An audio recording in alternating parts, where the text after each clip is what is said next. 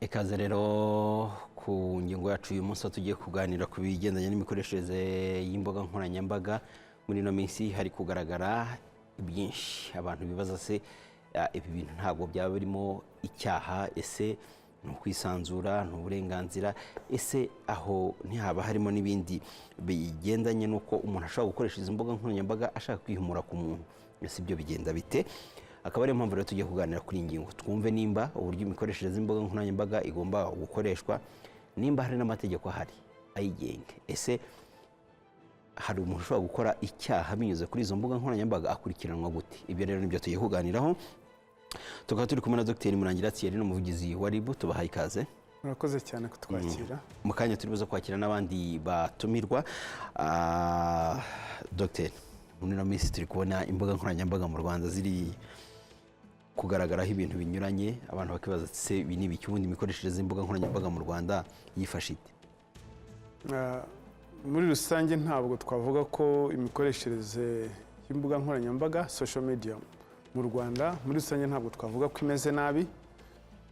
Igice kinini cy'abakoresha imbuga nkoranyambaga bazikoresha neza, bazibyaza umusaruro. Turabona abiteza imbere, turabona ababonye ko zishobora kuvamo kubyazwa amahirwe hakaboneka akazi. Turabona abazikoresha mu buryo bwo kwihugura, mu buryo bwo guhanga imirimo. Gusa hari n'abandi bake bari gutandukira, bari kurenga umurongo, bakazikoresha nabi bagamije ibintu bitandukanye. Ntabwo rero twavuga ko wenda imbuga nkoranyambaga mu Rwanda ari byacitse. Gusa iyo urebye ufashe nk'urupapuro rw'umweru ugashyiraho akadomo k'umukara, hari igihe ubajije uti se ni irihe bara ubona hano, ahita akubwira ko akadomo k'umukara, akibagirwa ko rya bara ry'umweru rihari. Ni ka kadomo k'umukara, ni wa mwanda, ni ya mikoreshereze mibi ikubita mu maso y'abantu, bamwe bakaba bakeka ko zikoreshwa nabi. So gukoresha imbuga nkoranyambaga mu Rwanda ubwabyo ni byiza, abantu benshi bamaze kuzisobanukirwa, bamaze kubona inyungu, kuko zirafasha abantu mu gusakaza amakuru, zirahugura abantu, zifasha abantu kwihangira imirimo, zihutisha iterambere, ndetse ibyiza byazo ni byinshi. Gusa hariho n'aba bantu nabo ubona bagenda bafite gushaka kuzikoresha vuba vuba. Imbuga nkoranyambaga ni ikibuga mu Rwanda, twisanze twese turi muri icyo kibuga. Icyo kibuga mvuga ni ikibuga cyaje tuvuge opportunity, abantu bose bakiniramo, ntawe bimira. Ni ikibuga kiganamo abantu, gikinamo abantu bose, abeza n'ababi, abazi ubwenge n'abatazi, abarize n'abatarize, abafite indero nkeya n'abafite indero nyinshi, abafite imico itandukanye, abo bose twisanze bari muri icyo kibuga. Kandi rero ntawe wabuza kujya muri icyo kibuga cya social media kuzikoresha, kuko ni amahirwe yashyiriweho twese. Ahubwo ikigomba gukorwa ubwo no kugenda umuntu akomakoma ati mugende mukoreshe neza. Abazikoresha neza ni nabo benshi kurusha abazikoresha nabi, nubwo nyine ari kwa kundi tuyibona.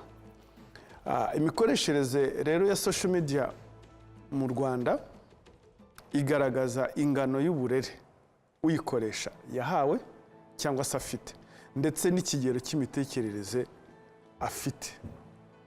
Ni ukuvuga ngo iyo tubireba kuriya tubisuzuma, tubona ko hakiri akazi kenshi, cyane cyane ko kwigisha.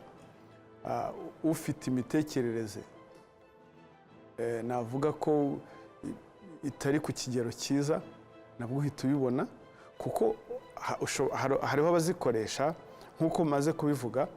Imikoreshereze ya social media mu Rwanda iragaragaza ingano y'uburere uyikoresha yahawe cyangwa afite, ndetse n'ikigero cy'imitekerereze afite.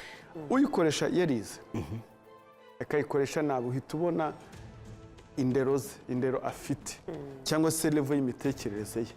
hariho rero noneho ufite imitekerereze itari myiza nawe akayikoresha atyo, ariko muri rusange abazikoresha neza nibo benshi kandi bamaze kumenya ibanga ririmo.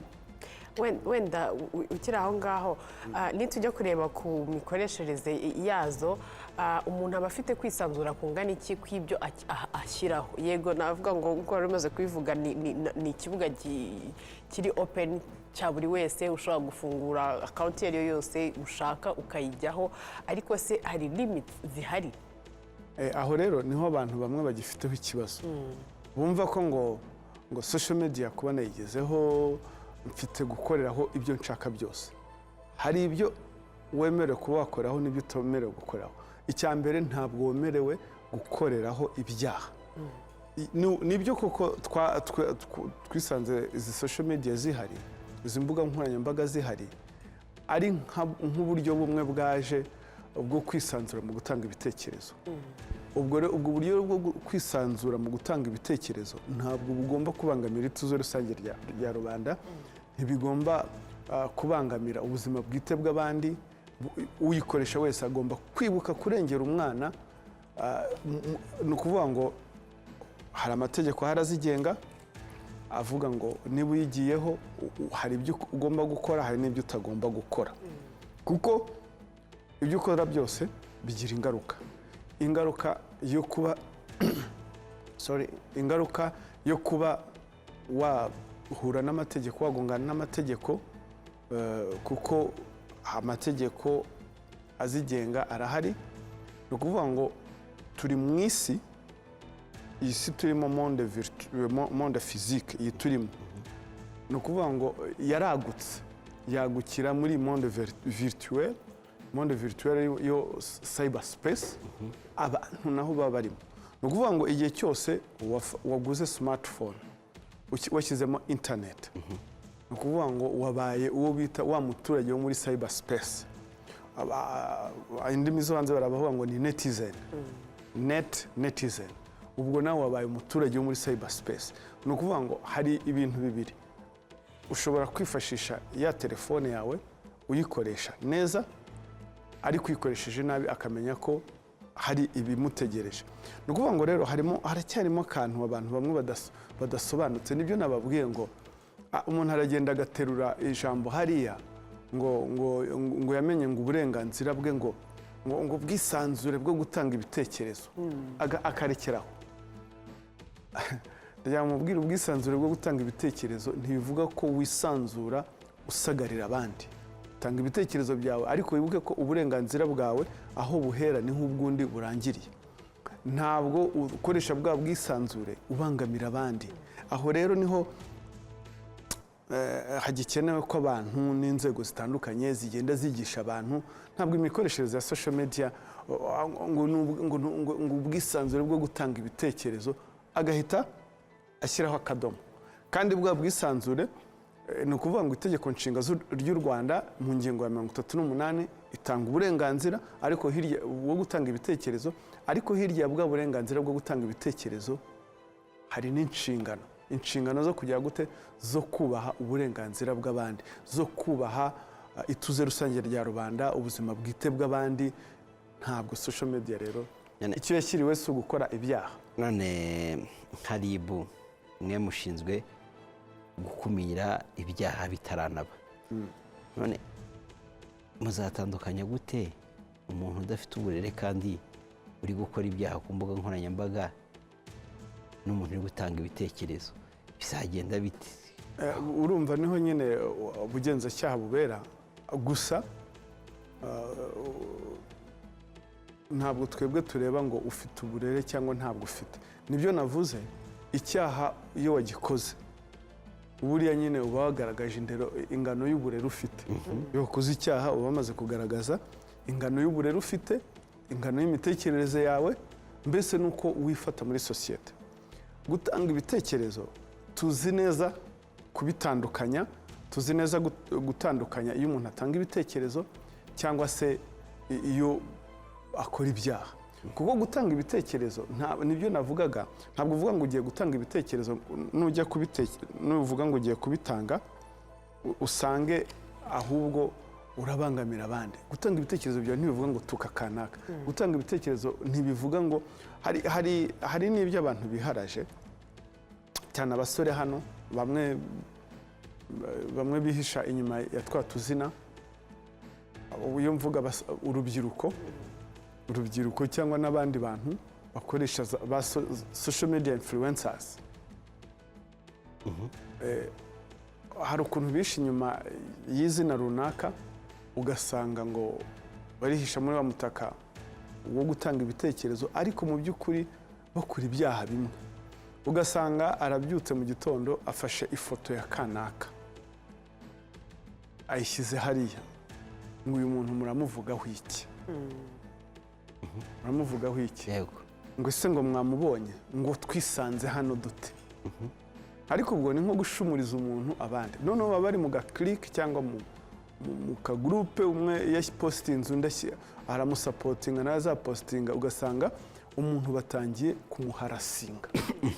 Harassment nibyo bamwe bita cyber bullying, body shaming, bagatangira kumudekiriva. Mu by'ukuri ntabwo biriya ari cyo social media zabereyeho. Iriya nibyo bita kubuza amahwemo umuntu wifashije mudasobwa cyangwa urusobe rwa mudasobwa. Ni cyber stalking, nibyo abantu, ni icyaha hano hanze gihanwa n'amategeko. Ariko ibyaha ushobora kudusobanurira ibyaha bishobora gukorwa umuntu akavuga ati njye ibi nkoze ni icyaha, wenda ashobora kuba atabizi, bati nukora ibi ugakora ibi ugakora ibi ku mbuga nkoranyambaga uzaba ukoze icyaha, aribu ako kanya izagukurikirana. Reka nkwereke. Nta nubwo navuga ngo kanaka ntabyo azi cyangwa uri uyikoresha ntabyo azi. Igihe twabivugiye hano kenshi, ntabwo ubundi ugomba kwinjira mu kibuga utazi amategeko ya kiriya kibuga. Icyo nicyo kintu cya mbere. Ntabwo umuntu muzima utekereza ufite ubwenge, ni ukuvuga ngo responsible person, umuntu responsable utekereza ufite ubwenge, yumva ko gufata ifoto y'umuntu hariya aho wayikura hose ugatangira ukamuvugaho amagambo amutesha agaciro, amusebya, amuharasinga, amubuza amahwemo. Ijambo ry'ikinyarwanda ni ukubuza amahwemo, amutera ubwoba ngo wumve ko atari icyaha. Ntabwo ugomba gufata umuntu uzwi hano mu gihugu ngo ufate ngo nurangiza uvuge ngo ufate ifoto ye ushyireho iruhande imodoka yagonze, nurangiza ngo uvuge ngo kanaka ngo yaguye mu mpanuka, ngo wumve ko atari ikibazo nk'umuntu utekereza.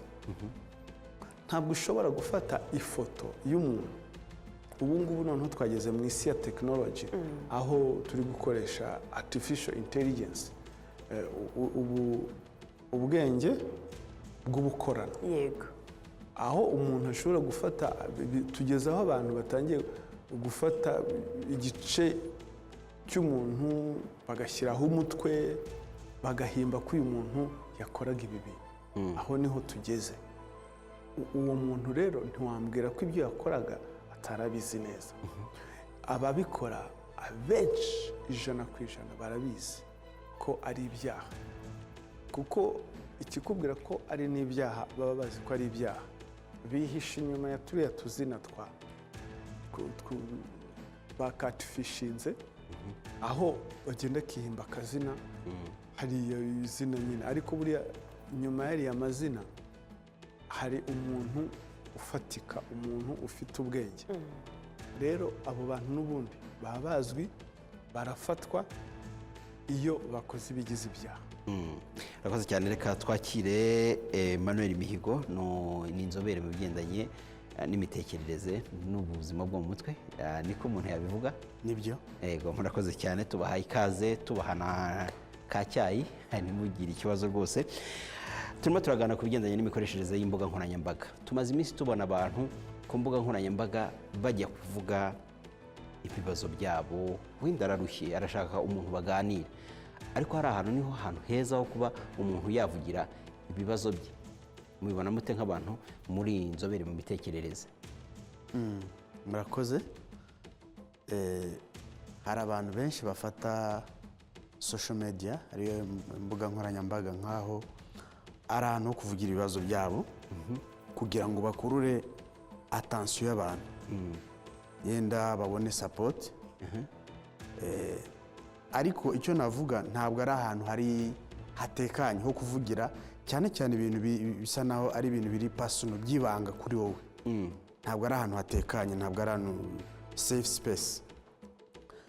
Numva ari influencer cyangwa umuntu utanga icyo kiganiro hari ibintu yakagombye kumenya kwitwararika, ndetse n'umuntu ugiye kugira ikintu avuga cyane cyane kireba ubuzima bwe bwite yagombye gutekereza kabiri, akareba agatekereza se iki kintu ngiye kuvuga nyuma y'imyaka runaka n'izihe ngaruka zishobora kuza, ese abantu bantega amatwi barabyakira gute? Hari uburyo bubiri, hari igihe icyo atekereza audience izabyumva yenda bazagira impuhwe, bazamugira impuhwe, basa naho bajye mu ruhande rwe, kandi siko bimeze. Bashobora noneho kumuhinduka bakamukritika, none bikarushaho kumwangiza, akaba noneho babyita akongera kuba retraumatize, kongera guhungabana, noneho bikamuafekta cyane kurushaho. Niyo mpamvu yagombye gutekereza ibintu agiye kuvuga, agafata umwanya ibintu ari buvuge, cyane cyane ibintu biri sensible, bijyanye n'ubuzima bwe bwite, cyangwa se niba uri buvuge iby'undi muntu,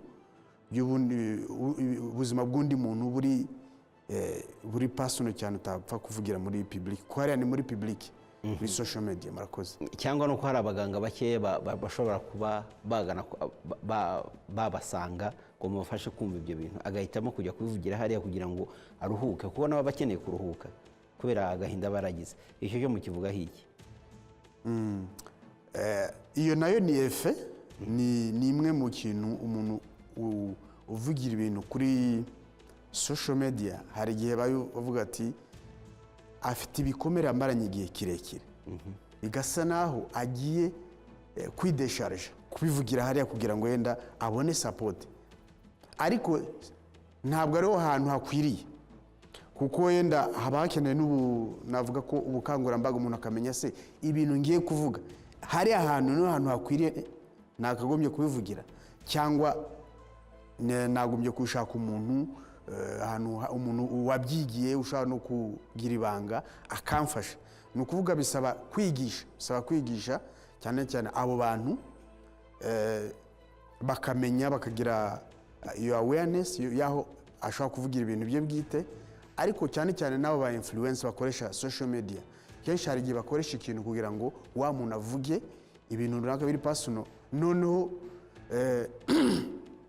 kugira ngo azabone views baba bashaka, yamushukije akantu. Ariko wa muntu kubera ko agiye akurikiye amafaranga, ntatekereze ku ngaruka kuvuga ibintu biri personnel bizagira kuri we. Ni ukuvuga bose bafite pare yo kugira y'ibintu batanga bigisha, kuko nawe iyo uvuga ibintu byakwangiza mugenzi wawe byazamugiraho ingaruka, ese contenu uri gutanga iri gufasha societe? Nagira ngo wenda ngire ikintu nongeraho. Mu byo tubona arakoze cyane kubivuga nk'inzobere. Mu by'ukuri iyo urebye kuvuga ngo arashaka ngo umuntu ujya hariya kuri social media ngo agiye kuruhuka, ntabwo agiye kuruhuka, kuko uko tubizi iyo ufite ikintu kikugoye wegera umuntu w'inshuti unakugira inama nzima. Hariya buriya bavuga ko ababwira nde, uzarebe na comment munsi bashyiramo ni comment zongera kumublessa, zimusubiza inyuma. Noneho rero hari ikindi twabonyemo, hari abasigaye bajyayo babeshya, atari kuvuga ngo ni ukuruhura, ahubwo hari pressure, not pressure, hari akantu nyiri social media afite yamuhaye bagakereya content zo kubeshya. Harimo ikintu cy'amafaranga, harimo ikintu cya views. Umuntu akajya hariya akavuga story itarabayeho. Ikindi nababwira ni ubupfapfa mu by'ukuri, kujya hari ukavuga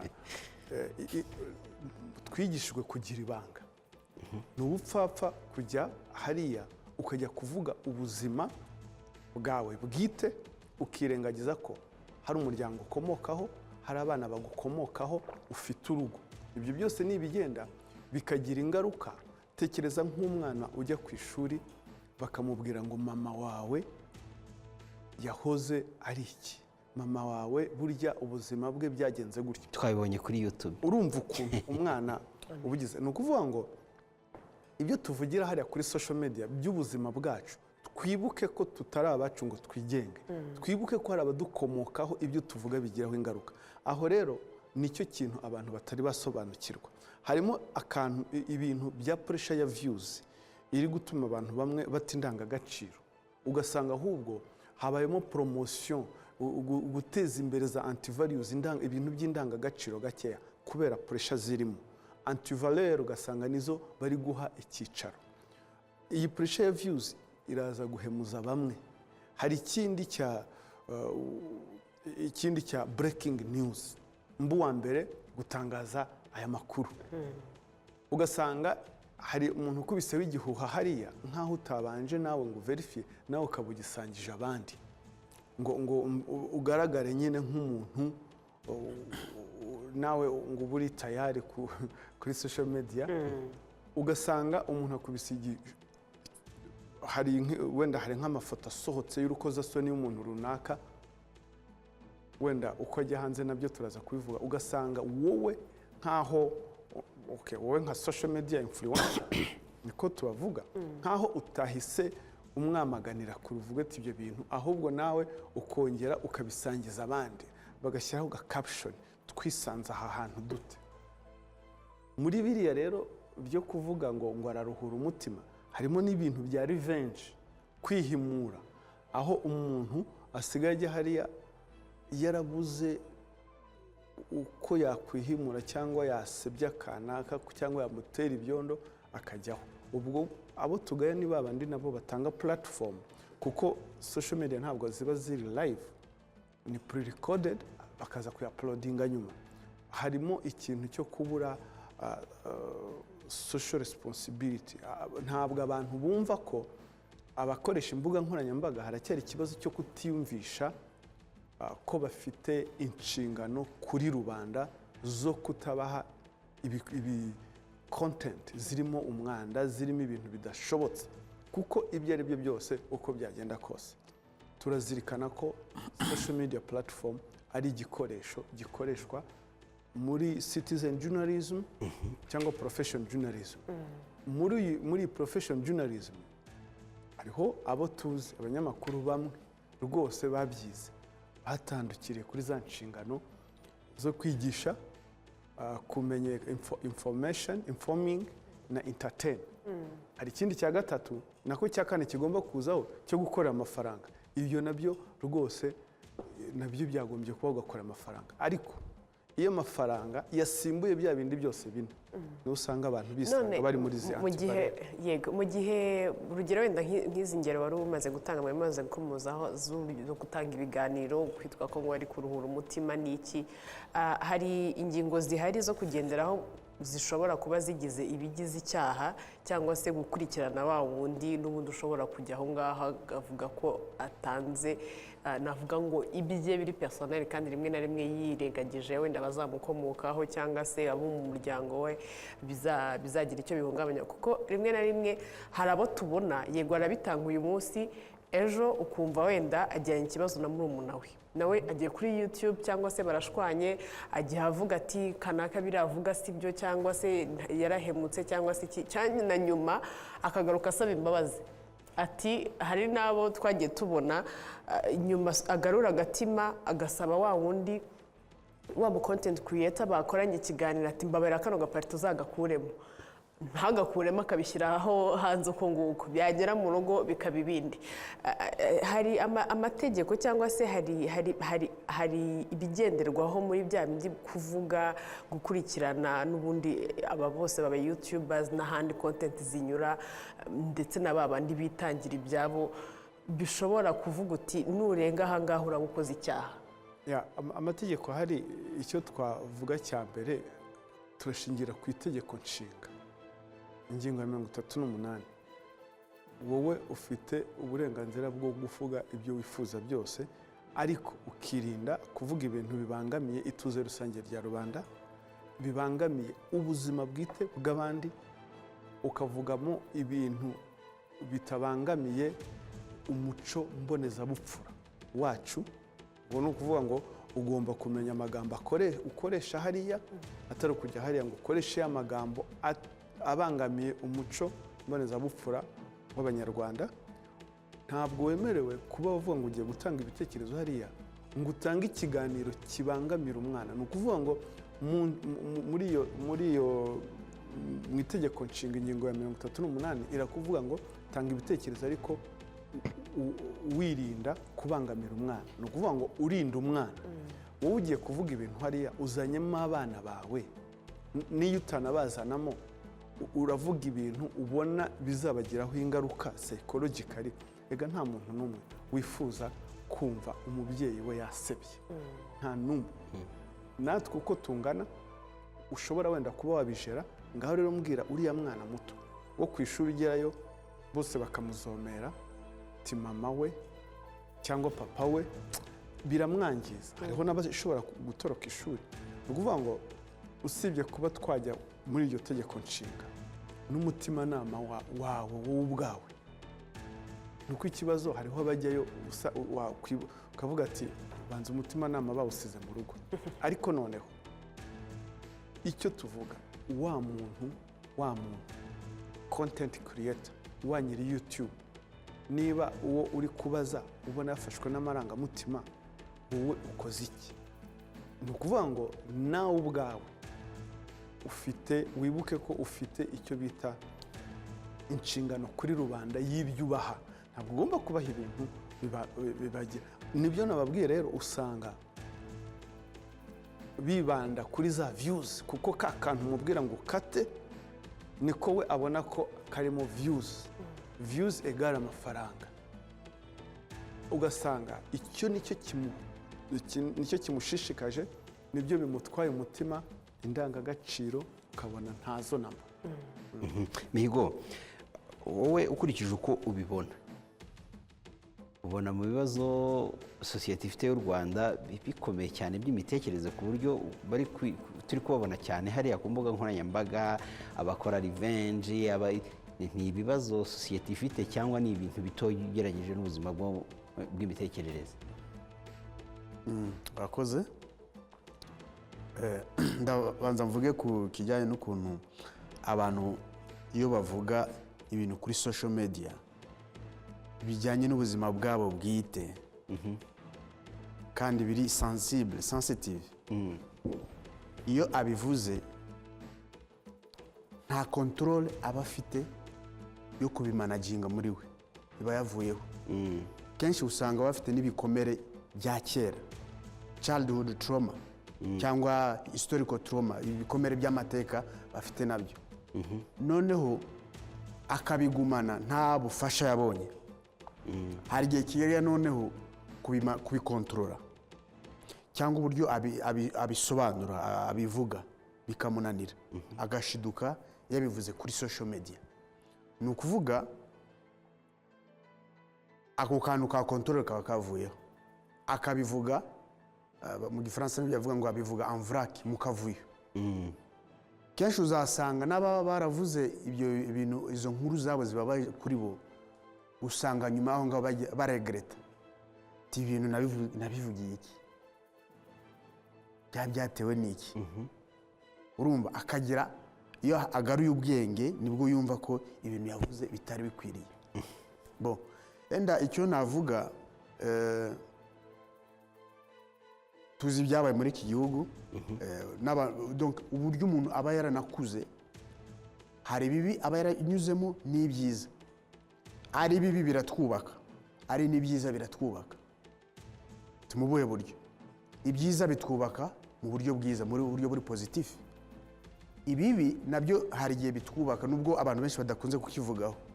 Bitwubaka mu essence, mu sense yuko iyo hari ikintu kibi cyagukomerekeje, burya iyo kigarutse bwa kabiri umenya kuzibukira. umenye n'ukuntu ucyitwaramo uba warubatse resilience ubudaheranwa yego ariko kugira ngo wubake ubwo budaheranwa ni uko warabonye support ubufasha support uyibona hehe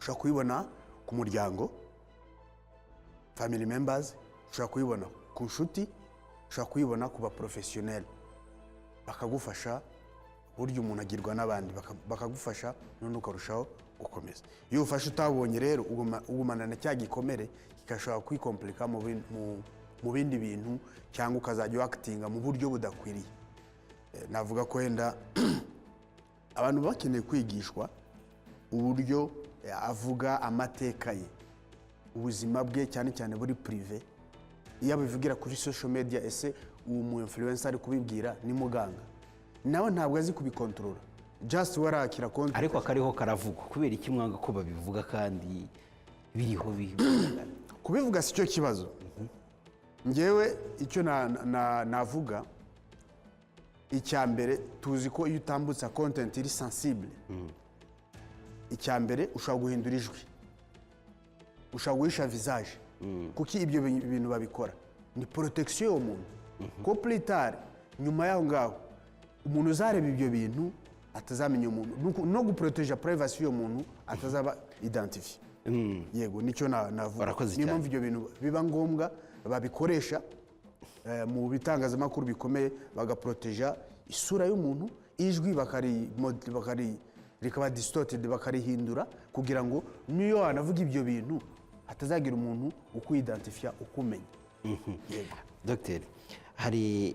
turimo turavuga ku bantu ku giti cyabo ariko hari abantu bakoresha imbuga nkoranyambaga ukabona ni ibintu bishobora kwempirikamo igihugu n'umutekano w'igihugu muri rusange ukabona umuntu aravuze ati stand up ibi n'ibi cyangwa se ukabona agiye kuri YouTube akubiseho ntibyagutangaza mu kanya ubonye banditse ngo ibintu murangira umuvugizi wa RIB atangaje kuri televiziyo y'igihugu ati karabaye mwirinde ukumva nk'iyo titire ubwabyo urabibonye ni ibintu bisa bigize ikibazo ku mutekano w'igihugu cyangwa ibi bintu byo muri buhangane gute nabyo ibijyanye n'umutekano w'igihugu nibyo navuze utanga ibitekerezo byawe ariko utabangamira ordre public cyangwa ituze rusange rya rubanda ntabwo ni ibintu biri gerable nta byacitse ntabwo muri social media nta byacitse ni ibintu biri gerable ni ibintu biri controlable na n'ubu situation imeze neza nta kibazo gihari nta kibazo mvuze ngo nta kibazo gihari byaba ari ku n'utuntu duto n'utuntu iyo mvuze ngo n'utuntu duke turi gerable niba abantu n'ubundi bihisha inyuma ya twatuzina bakavuga utuntu ariko ku kijyanye n'umutekano w'igihugu byo ntabwo ntabyo sinzi ko no kuvuga ngo stand up ubwo si wahaguruka hahagurukijwe n'iki kibazo mu Rwanda gihari cyavuga ngo utume uhaguruka n'ababigerageje bashingiye ku bihuha ubu ngubu hari aho bari ni urugero rwiza rwo bitwaye nabi kuri social media amategeko arahari rwose iyo utangiye kuvuga ngo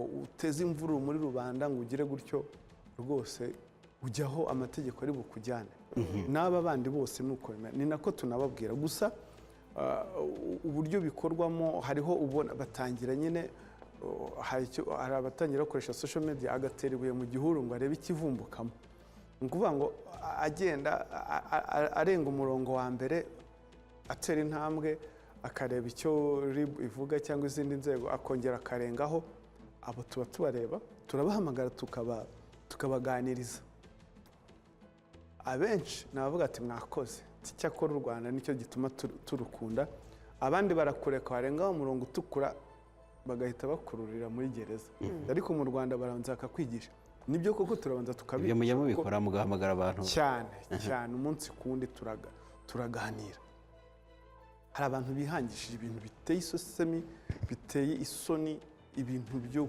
gukwirakwiza amavideo y'urukozasoni ikintu cya mbere uribaza uti yafashwe ati wakwitegereza ugasanga yafashwe abizi bakingaho utuganza izo video ugasanga noneho ikibazo ngo yagiye hanze kujya hanze nicyo kibazo cyangwa gufatwa izo video nicyo kibazo hari antivaleur indangagaciro nkeya, abantu bari mu bikorwa by'ubusambanyi bifata amafoto biteye n'isoni, aho usigaye ubona hari bamwe bari muri ibyo bikorwa, hari undi uri kubafata ifoto.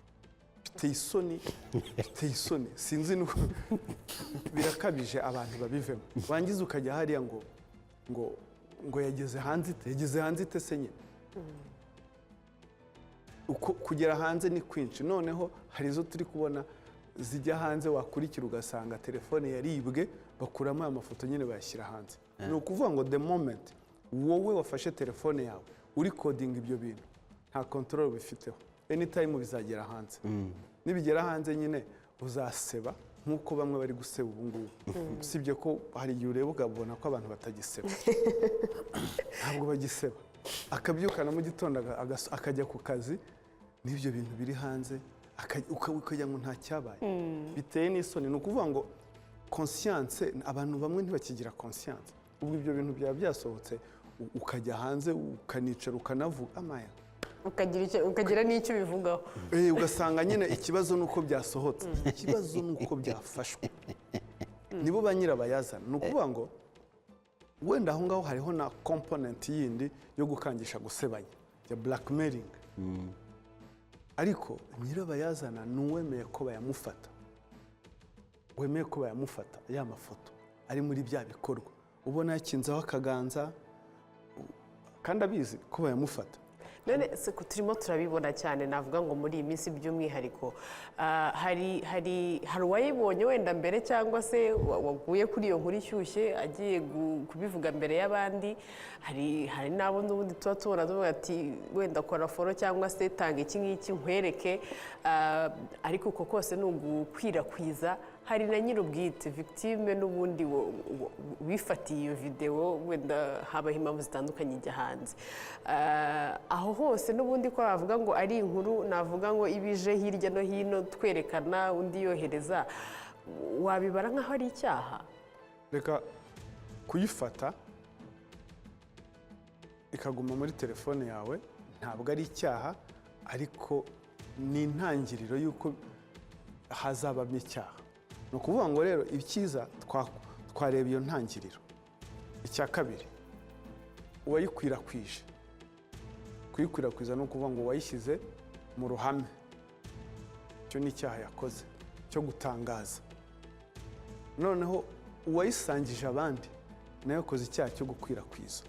Ni ukuvuga ngo iyo tugira abantu inama, niba waguye kuri video nk'iyo ngiyo, bigaye nka social media influencer mwiza, ariko bigaye iyi video ziri gukwirakwira y'abantu bari mu bikorwa by'urukozasoni, turayamaganye. Aho kugira ngo uze nawe uyipostinga iwawe, niba wenda wayikwirakwije yarafite followers 200, hanyuma uze kuyikwirakwiza ufite aba followers 20,000, urumva nawe wakwirakwije. Inama rero tujye turavuga ngo ibyo bya reposting cyangwa share mubireke. Ibintu byavuga ngo jya muri DM ngo ngutemo ngo kora follow niba uyishaka, ibyo ni ugukwirakwiza. Turabwira abantu ko babivaho. Gusa turihanangiriza ba nyirabayazana, ibintu byo mwihangishije byo gufata aya mavideo mwambaye cyangwa muri biriya bikorwa by'urukozasoni, warangiza ukaza kuvuga ngo yageze hanze ite, wowe wayifashe umenye ko nawe ubwawe ibyo wakoze atari byo. Ikindi, hari abantu noneho hari ibintu usigaye ubona ukabona nuko bisobanura, ibintu by'umwanda, ibintu bya video call. Murabizi hanze ahangaha ngo ni video call. Umwe bagiye kuri iyo video call, umwe agira ibyo yikora, undi agira ibyo yikora, kumbe hari undi ufite uri kuri codinga. Uri kuri codinga, usanga abenshi bafite criminal mind, bafite intention yo kuzayikoresha umunsi umwe muri blackmailing. Ni ukuvuga ngo hari abantu ubwabo igikorwa cyose agikora yamaze gutegura uburyo azakora icyaha runaka. Icyo gihe rero abantu hano hanze bari guseba, bari kugwa muri ibyo bintu.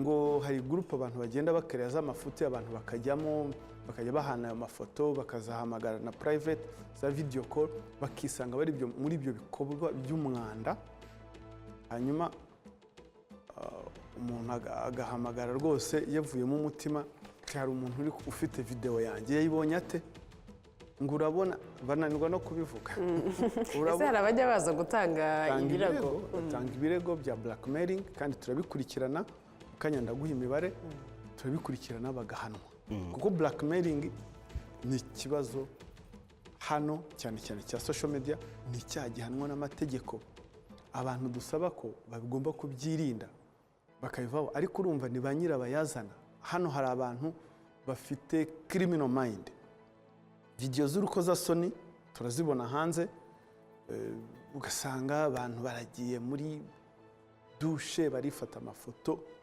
mana yanjye igihe cyose ufata ifoto uri muri ibyo bikorwa by'urukozasoni wibuke ko anytime bishobora kujya hanze kandi iyo bigiye hanze bigira ingaruka hariho rero noneho nibo abantu bafite criminal mind navugaga ni inshuti ni boyfriend na girlfriend bagiye hariya bagize ibyo bakora kumva undi yashyize twa kamera muri cya cyumba ni ukuvuga ngo we yamaze gutekereza kuzakoresha za video ni ukuvuga ngo hariho abantu baba bafite mu mutwe wabo criminal mind umugambi mubisha za video rero iyo bamaze gushwana ubwo atangira kuzinaga hanze wenda mbere yuko ngaruka kuri Mihigo hari ibintu twagiye tubona bimeze nko kwihimura cya vengeance cya kwatakana bino bintu uko biri kugenda bifata indi ntera kandi ukavuga ko nta kibazo gihari nk'umuntu yataka undi ukabibona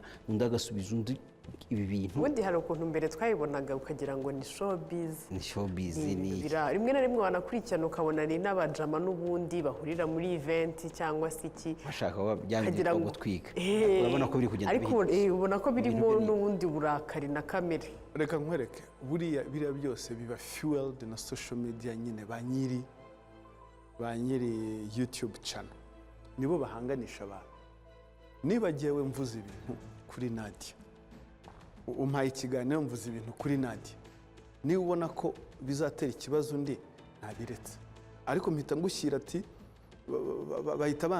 bahita bashyira Nadia bakavuga ati Nadia reba ibyo Thierry yakuvuzeho nawe akavuga kandi uko tugenda tuvuga urumva iyo umwe yavuze kimwe none undi yajya kumusubiza ashyiraho bibiri undi nawe yajya kurepurika agashyiraho bitatu ubwo niko tugenda turema sides hariho abafana banjye hariho abafana be n'abafana hirya nabo bagahangana ni nyirabayazana ninde ni ba bantu ba social media influencers batiyumvisha ko bafite inshingano kuri rubanda kuko niba agiye nguhaye ikiganiro mu kiganiro ukaza kumenshoningamo umuntu runaka kandi uzi neza ko uwo muntu niyumva ko kantu bizatera ikibazo kucyo ukagumishamo ahubwo abenshi ako ngako niko ahita agira highlight thumbnail niko kaba thumbnail ariko aho ni mwamurimo murenganya abantu bo ku mbuga nkoranyambaga bari abantu bari hariya bashaka amafaranga barimo baratanga n'ibitekerezo byabo kuko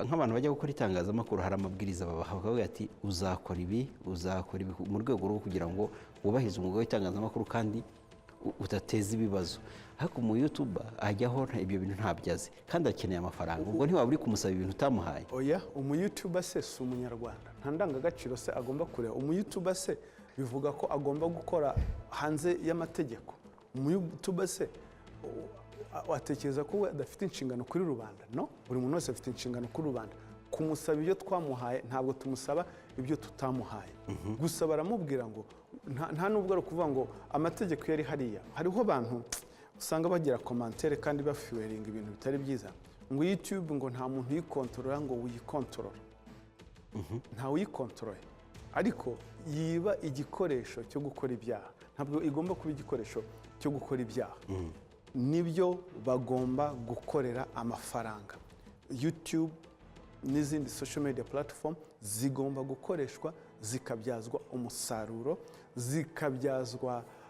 zigakoreshwa icyo zagiriyeho ariko ugendera mu murongo w'amategeko icyo mvuga YouTube ntabwo igomba kuba igikoresho cyo gutuma abantu bashyamirana nibyo urakora amafaranga ariko hariho abantu umutimanama wabo wasimbuwe no gukorera amafaranga. Nibyo navugaga za views. Erega ntabwo umutimanama, nta kintu na kimwe ushobora kumbwira ngo dukore umutimanama wacu twawukuyemo. Iyo tuwukuyemo niho usanga turi mu mafuti muri za antivalere, ukumva ko cya kintu cy'indangagaciro gakeya ari cyo kizima. Ni ukuvuga nibyo nahoze mvuga hano, imikoreshereze ya YouTube channel, imikoreshereze ya social media platform igaragaza ingano y'indero umuntu afite, uburere afite, n'ubwenge bwe afite, ndetse n'imitekerereze ye. Mihigo, hari ibyo dogiteri arimo avuga ati abantu baragenda hariya bakifilima bari mu byabo, wenda si umugore n'umugabo, n'umusore n'umuhungu, cyangwa umukobwa n'umukobwa, cyangwa umuhungu n'umuhungu. Ubundi nkamwe mufite mureba mu mitekerereze, umuntu yajya kwifilima ari muri kiriya gikorwa, nta mubare aba yasimbutse, biba byagenze bite kugira ngo agere kuri iriya etape, cyangwa n'ubuzima nabyo ntacyo bitwaye? Akoze Dr. hari icyo yabivuzeho, yavuze ngo criminal mind. Uwo muntu wifilma ari muri icyo gikorwa, ubundi umuntu yagombye kureba intention ni iyihe, icyo agamije ni iki. Kukundi bavuga ngo we think we behave. Mbere y'uko ukora ikintu waranje kugitekereza. Hari udusuvenire uko abantu bifotoza. Voilà. Umuntu agomba kumenya intention ni iyihe afite. Ese ni ukugira ngo asigarane souvenir y'icyo gikorwa, y'iyo act azayikore okay. Ese ni ukugira ngo bizabe ikintu kimeze nka, navuga ko kimeze nk'ikintu akoresha nka intimidation. Donc nudakora iki ndakora iki. Donc usaba umuntu wumva ati ndi kuguexija uko umaking iki nutakima ndagushyira hanze maze ndebe. Donc umuntu agahora umushyira muri terreur, mu bwoba, akagumana ubwo bwoba. Donc azanshyira hanze, nzaseba. Donc akagumana icyo kintu, kandi icyo gihe iyo video afite gutyo nubwo wanabikora n'ubundi azayigumana, ntabwo azayisiba buri gihe. Donc uhora kuri iyo anxiety, ubwo bwoba bw'uko anytime nimugira nabi se nidushwana ntazongera. Urumva, niyo mpamvu ugomba kureba intention uwo muntu agamije. Ariko Dr. nakivuze avuga ati aho bitangirira mbere yuko binaba na crime, iyo umuhaye umuntu consent wemerewe ko agufilma, iyo ni intangiriro. Hari nabo babikorera ba filma batabizi, nabyo bibaho. Hari nabo babikorera donc yabyemeye ariko ataramenya ingaruka zabyo, nk'ibibera kuri social media, bakamutumiza bakamuhenda udufaranga dukeya akemera, ariko akirengagiza consequences zizaba plus tard. Niyo mpamvu hagombye kubaho kwigisha, education. Kwigisha nde? Hari aba influencer, niye content ugomba gutambutsa. Tuzi ko mu itangazamakuru harimo no kuinforma no kwedika communauté. Ese ibyo bintu iyo nkuru agiye gutambutsa ni ikigisha societe. Wa muntu utanga contenu ubivuga agomba kumva ese iyi nkuru ngiye gutanga ndi ready, ese ahantu ngiye kubivugira setting yayo irakwiriye, ese umuntu ngiye kubibwira is the right person, uzabika ibanga, ese n'ubundi ko mbivuga ari ibintu biri sensible, uyu ni muganga n'umuterapeute uzabimfasha, ko abaganga nicyo baba barabyize no muri profession yabo yo kubika ibanga. Umuntu just nukumva gusa, ntabwo wagombye kujya kuri social media ushaka gusa kwidesharge. Uridesharge nibyo, ariko birafata ubusa. Ibyo wavuze nta muntu ubikipinge, ntabwo ari milieu iri approprié, iri sécurisé izagufasha. N'uwo muntu nta bubasha afite, nta bushobozi afite bwo kubika ibanga. Icyanyuma, nta na action thérapeutique, nta bufasha azagwa bwo bwagufasha kugira ngo icyo gikomere ufite wananiye gukontena amarangamutima, byo wananiye gukontena akubashe kwigisha kugira ngo umenye ukuntu uzabyitwaramo. urakoze cyane. Nyemerera tujye i Gasogi twakire mugenzi wacu Jean Paul Turatsinze niho ari. Jean Paul waramutse neza? Waramutseho neza Cyubahiro.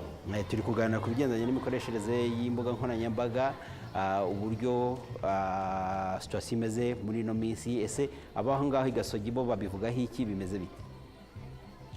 Ni ukuvuga ngo urabona ko ndi mu kigo cy'amashuri yisumbuye cya Gasogi, aho nasanze abanyeshuri by'umwihariko rero muri iyi minsi tujya tubona abanyeshuri ndetse n'urubyiruko muri rusange usanga ari rwo rukoresha cyane imbuga nkoranyambaga, noneho by'umwihariko ugasanga hari abazikoresha noneho bakifashisha n'aba banyeshuri mu bintu bya filime.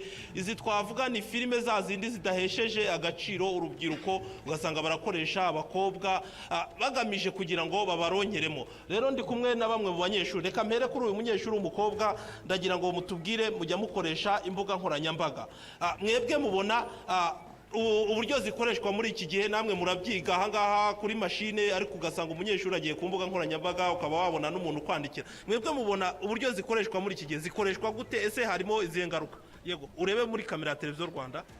Reka ngufatire mikoro. Murakoze cyane. Amazina yanjye yitwa Nonizera Jeannette, nkaba niga mu mwaka wa 3 w'amashuri yisumbuye.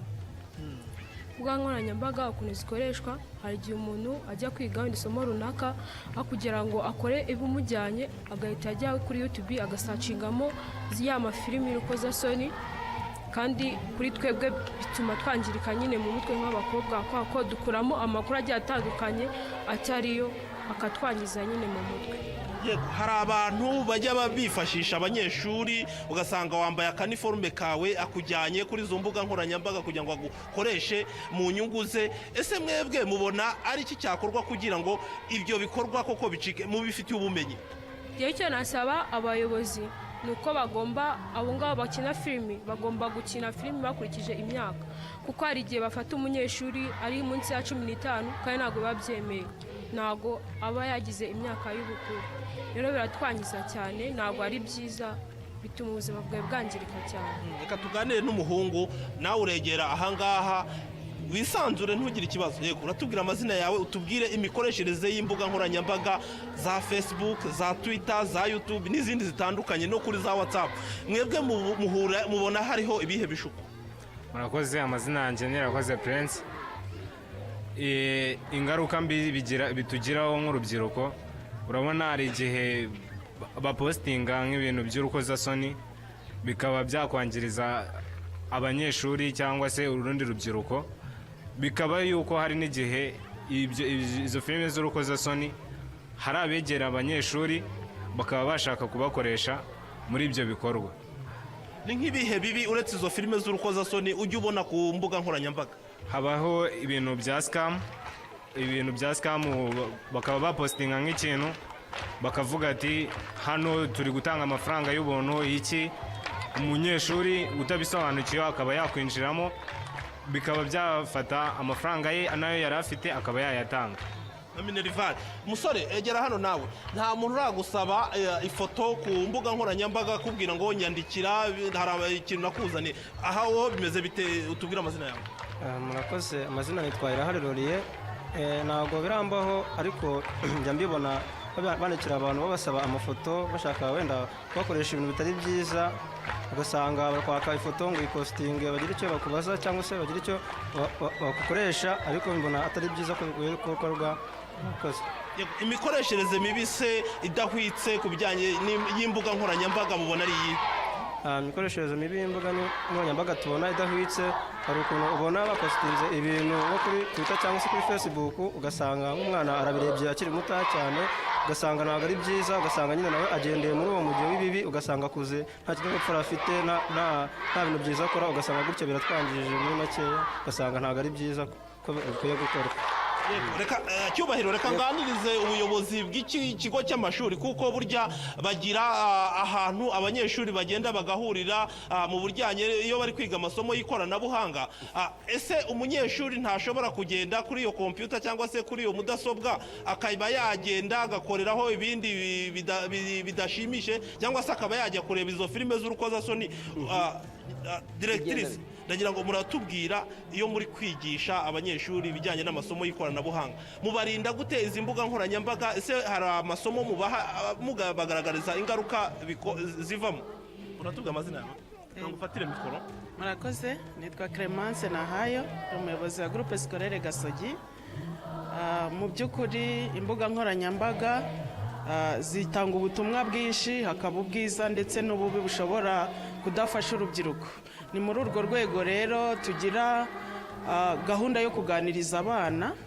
Hari imiryango dukorana nayo nka Cyber Rwanda, Save Generation, aho ngaho habamo ibiganiro bibigisha gukoresha neza imbuga nkoranyambaga.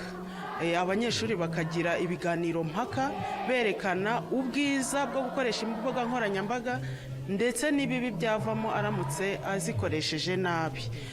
Ubwo rero batahana ubutumwa buvuga ngo tugiye gufata gahunda yo kujya dukoresha izo mbuga mu buryo budufasha, mu buryo buzatugirira akamaro. Aha ni ku ishuri ibyo birashoboka, ariko se iyo batashye mu miryango yabo hari za telefone zigezweho basanga mu miryango yabo, ndetse dushobora no gusanga hari n'abanyeshuri bazifite aha ngaha.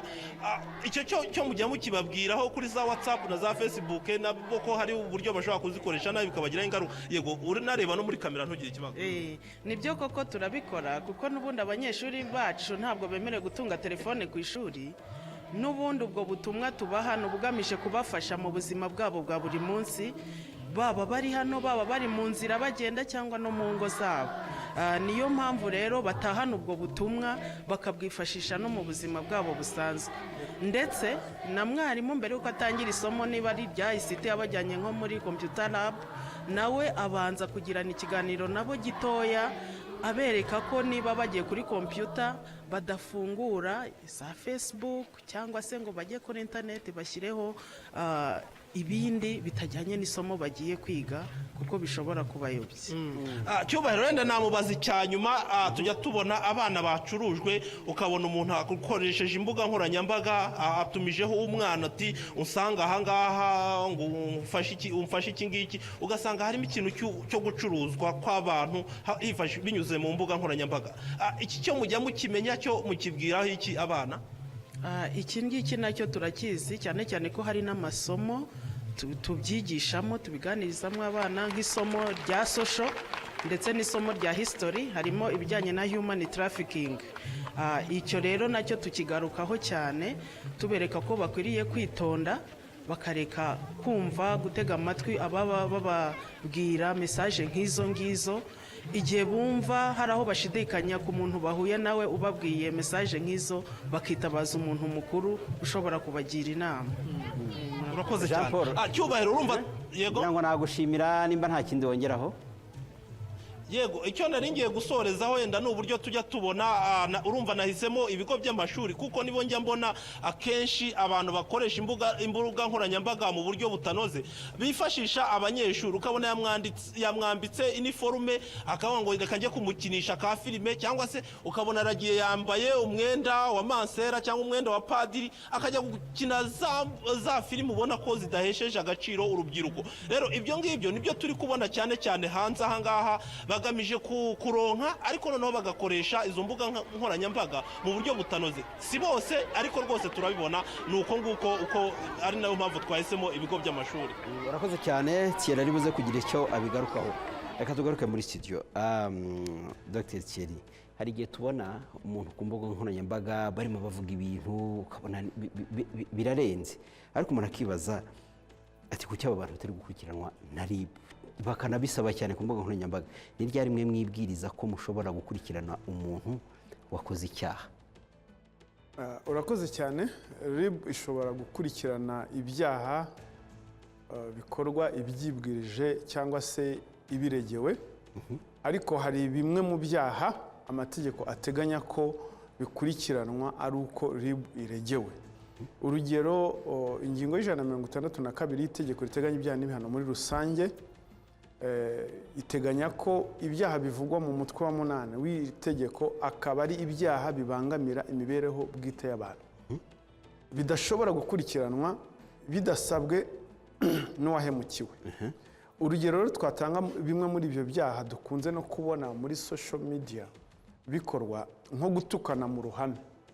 Gutukana mu ruhame ntabwo RIB ibikurikirana bidasabwe n'uwakorewe icyaha, n'uwatutswe. Urundi rugero nko kubuza amahwemo hakoreshejwe mudasobwa. Kubuza amahwemo hakoreshejwe mudasobwa ari byo bita cyber stalking. Urwo ni urundi rugero rw'ibyaha RIB bidashobora gukurikirana nyiri kubikorerwa atareze. Ni ukuvuga ngo aho ngaho RIB igomba gutegereza ko wowe wabikorewe ubanza ukarega, kuko n'ibyaha bibangamira imibereho bwite y'abantu. Ingingo y'irindi tegeko aho hantu hashobora kuzavamo ibibazo nimba njyewe unyatatse, yego, nanjye nkahita nongera nkakwataka, nawe ukongera ukanyataka, twese ntabwo tugiye kuregana, ariko tugiye guhanganira kuri social media, turi gutukana kandi birimo birabangamira rubanda. Aho hantu murishira mu gatuza koko kubera ko umuntu atareze. Aho ngaho tubagira inama, ariko ntabwo twavuga tubagira inama yo kubivamo, kuko kwa gutukana niko havamo ibindi byaha. Ugasanga aramututse atangiye gukoresha noneho imvugo zikurura amacakubiri kugira ngo mubabaze cyane. Aho ngaho warenze gutukana, wagiye gukoresha imvugo z'amacakubiri. Ibyo nibyo tujya tubona. Aho ngaho tubagira inama tukamubwira ati uko gutukana si byiza, si n'umuco wa Kinyarwanda. Gusa ibibera kuri social media hari igihe ugenda ukavuga ati aba bantu bari gutukana koko, wababwira ati ibyo bintu murimo, wabahamagara akavuga ati oya, ni ukugira ngo twibutse abakiriya bacu hari indirimbo igiye gusohoka. Ibyo ngibyo ni ibintu duhura nabyo kenshi. Turavuga ati ariko ikibazo mufite ntabwo muri gutukana, muri gutebya, muri gutera ubuse, ariko hanze public ntabwo izi ko hari indirimbo mugiye gusohora. Mwari mukwiriye kubabwira. Ni ukuvuga bari bakwiriye kubabwira ati burya nubwo mwabonaga tumeze gutya, kari agatwiko, ni indirimbo twashakaga gusohora. Hari ikintu rero gikunze kubaho cyane, kubuza amahwemo hakoreshejwe mudasobwa. Iki ni icyaha turi kubona kigenda muri ba social media influencers cyane, nicyo bita cyber stalking. Aho bavuga ngo aho itegeko rivuga ko rihana umuntu wese ubigambiriye ukoresha mudasobwa cyangwa urusobe rwa mudasobwa ubuza amahwemo, harimo ijambo kubuza amahwemo, cyangwa ushyira ibikangisho ku muntu, harassment cyangwa threatening someone, ku wundi muntu, bigatuma umuntu agira umutima uhagaze, cyangwa bigatuma umuntu agira ubwoba. Uko ni kwa kundi umuntu, abantu bamwe bafata amafoto y'umuntu bakagenda bayapostinga ahantu bikamubuza amahwemo. Iyi bihanwa n'ingingo ya cyber law y'itegeko ryo kurwanya ibyaha bikorerwa ku mbuga nkoranyambaga na kuri mudasobwa. Ingingo ya 38, ingingo ya 35. Ingingo ya 35 ihana abo bantu bakora bya bikorwa, gufata amafoto y'umuntu, kumufotora atabizi, gukwirakwiza amafoto y'umuntu ariko bimutera impagarara. Aho rero, aho ngaho RIB bitegereza ko wa muntu runaka, wa muntu wakoreye icyaha ari we ujya kurega. Kuko akenshi abantu ba celebrity, abantu bakunda kumenyekana, nibo abantu bakunda ko upostinga amafoto yabo.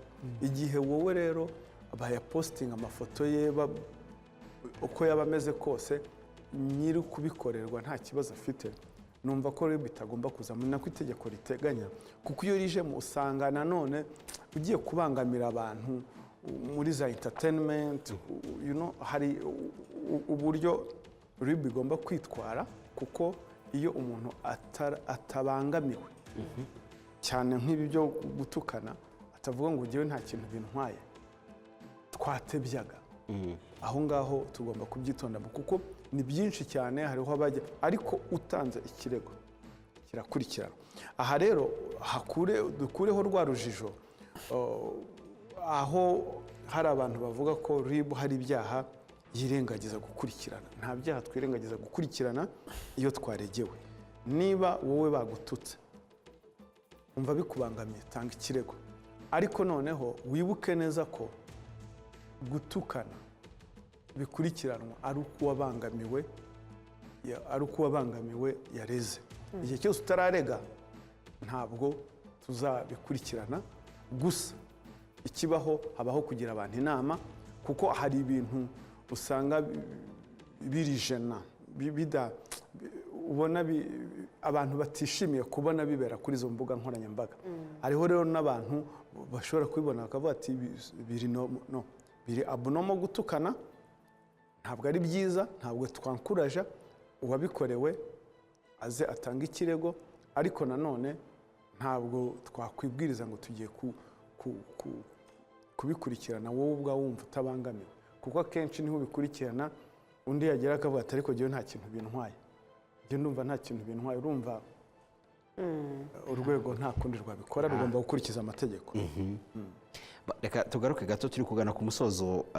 Emmanuel, hari inama wagira abantu kugira ngo birinde kuzahura n'ingaruka z'ibintu baba batangaje ku mbuga nkoranyambaga bakajya muri ya toroma yikubye kabiri ahubwo? Akoze icyo navuga ni icya mbere, iyo ugiye gutanga content mu influencer ugomba kubanza gutekereza kabiri. Cyane cyane icyo nshaka kuvuga ni ibijyanye, iyo uvuga ibijyanye n'ubuzima bwawe bwite, vie prive, ibintu biri sensible kuri wowe. Ese ndi tayari kuba natambutse iyi nkuru, ukanatekereza se nyuma y'imyaka runaka naba proud kongera kuyireba? Ese uranantisipa, ugomba no kwantisipa, donc gutekereza mbere uzabireba nyuma y'aho ngaho, ko ntabwo uzi umuntu uzareba ibyo bintu. Hari inshuti zawe, family members n'abandi bantu bose, niye image bizatanga, kuko bishobora kugira efe kuri reputation yawe. Icyo kintu wagombye kubigitekerezaho. Icya kabiri nabivuzeho mbere, ahantu ngiye kubivugira, setting, ese ni ahantu hakwiriye, hari donc hakwiriye. Iyo ugitekerejeho mbere nabyo biragufasha kumenya umwanzuro uri bufate. Icya gatatu, ugomba kumenya gushyiraho boundaries, ni ukuvuga setting, imipaka, kuko hari igihe uri mu kiganiro umuntu akakubaza akantu kari prive, ugomba kumenya se ni ngombwa ko nkavuga cyangwa ndavuga toya ibyo tubireke. Ni ukuvuga iyo passage uba wayisibye bituma utayitanga, ukamenya gushyiraho barriere, iki kintu si ngombwa, kiri personal, si ngombwa kukivugira ahangaha. Umva watekereje ibyo bintu mbere y'igihe wowe uri butange content, birafasha kugira ngo umenye inkuru uri butange ni iyihe, kandi ukanamenya ahantu mbitangire se purpose ni iyihe. Ndi kuvuga ibintu biri prive byanjye, purpose ni iyihe, ngamije iki? Just ni ukuvuga gusa. Niba ari ukuvuga gusa, okay, cyangwa se niba ari ukuvuga ati ishaka ubufasha bwa public community, ugomba kumenya hari efe ebyiri. Hari abantu bashobora kugusapotinga cyangwa bakanagukritika, ukaba retraumatize, noneho ukaba na vulnerable, ko baragutuka, noneho bya bindi bagiye bakuvugaho bikakudeprima davantage. Ibyo byose ugomba kubitekerezaho. Iyo ni inama navuga ku muntu utanga contenu. Noneho ku muntu influence, hari guproteja umuntu, icyo nacyo ni ikintu cy'ingenzi. Kandi akanatekereza se iyi nkuru ndi butange yigisha iki community, niki bigisha. Urutanga ibintu bisebanya, ibintu by'urukozasoni, niki biri kwigisha community? Kuko uri mu influencer nibyo, ariko niba uri mu influencer, ba influencer mu buryo buri positif. Icya gatatu, indi nama natanga ni kuba regulator, hagombye kuba kwigisha abantu ku buryo buri mu buryo bwaguye, grande échelle, kwigisha. Yenda ntihabeho, hari abantu bashobora kubikora mu buryo batabizi, hari n'abandi babikora babizi, bazi icyo bashaka. Donc hakabaho kwigisha a grande échelle, ni ukuvuga umuntu akanabimenya. Nibyo Dr yagiye avuga ati turigisha, ariko hari kwigisha ibijyanye n'amategeko, ibyo ntago ngiye mbizi cyane, Dr niwe ubizi, ariko mu buryo buri psychological natwe yenda biratureba, cyangwa n'abanyamakuru. Ahubwo mukwiye gufatanya namwe, bagomba gufatanya. Umuntu akamenya ni ibiki ngomba kuvugira ku mbuga nkoranyambaga. Imbuga nkoranyambaga ni public, ni public ni uko wagenda ukavugira ikintu mu isoko cyangwa mu ruhame. barakoze cyane tuganye ku musozo. Thierry, hari ubutumwa wagenera abadukurikiye cyane cyane abakoresha imbuga nkoranyambaga ba nyirazo n'abazijyaho? urakoze cyane. Abakoresha imbuga nkoranyambaga ntibamenye ko zitabereyeho gukoreshwa ibyaha, ntabwo zabereyeho gukoreshwa bamwe bibasira abandi, ntabwo ari zo kwamamarizaho ibikorwa by'uburaya, ibikorwa by'ubwomanzi. Turasaba ko ba nyirazo kujya bareka guha rugari abantu nk'abo bajya kwamamarizaho ibikorwa nk'ibyo ngibyo. Ntabwo imbuga nkoranyambaga zabereyeho ngo zikoreshwe mu buryo umwe yitwikira umutaka wa politike, umutaka w'itangazamakuru, acengeza amatwara aganisha ku ngengabitekerezo ya jenoside, gukwirakwiza imvugo z'urwango. Gutanga ibitekerezo n'ibyo reka tubitange, ariko tubitange mu buryo bwubaha rubanda, mu buryo butabangamira ituze rusange rya rubanda. Urwego rw'igihugu rw'ubugenzacyaha iteka tuzaguma twigisha nk'uko twabyutse tuza ahangaha. Kwigisha ntibirangira, kuko tuzirikana neza ko icyo bita social transformation, guhinduka kwa sosiyete, bifata igihe. Ikindi twasorezaho, umuntu wibuke ko imikoreshereze yawe ya social media igaragaza ingano y'uburere wahawe, ingano y'uburere ufite, ndetse n'ikigero cy'imitekerereze yawe. Ni ukuvuga ngo ibyo wandika hariya wibuke ko bigaragaza uko utekereza, indero wahawe, abantu barakujija. Murakoze. Murakoze cyane. Mwabyumvise rero, nyamuneka ntazagire ubacishamo ijisho kubera iyo mitekerereze, bavuga ko ubwenge butakuze. Reka dushimire cyane Dr. Thierry Murangira, umuvugizi wa RIB. Turagushimiye cyane. Murakoze cyane. Dushimire kandi Emmanuel Mihigo, ni umuhanga mu bigendanye n'imitekerereze ya muntu. Namwe turabashimiye ku mwanya mwaduhaye. Yakoze.